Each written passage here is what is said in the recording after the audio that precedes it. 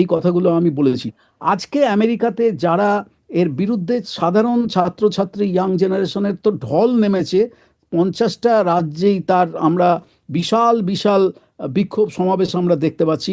কিন্তু সেলিব্রিটিদের মধ্যে যেটা আপনি বলতে চাইছেন, যারা সেলিব্রিটি বলতে আমি বলছি যে তাত্ত্বিক নেতা, ফিল্ম স্টাররা তো আছেই। ধরুন এই যে শন পেইন, তারপরে রবার্ট রেডফোর্ড যখন বেঁচে ছিলেন, তারপরে ম্যাট ডেমন, তারপরে ধরুন এই যে মানে অনেক এই ধরুন আপনার সুজান স্যারেন্ডন, এই ধরনের যে সমস্ত বড় বড় মানে বলিউডের এই সরি হলিউডের যে হলিউডের, সমস্ত হ্যাঁ। স্টাররা আছেন তারা রাস্তায় নেমে এসেছেন।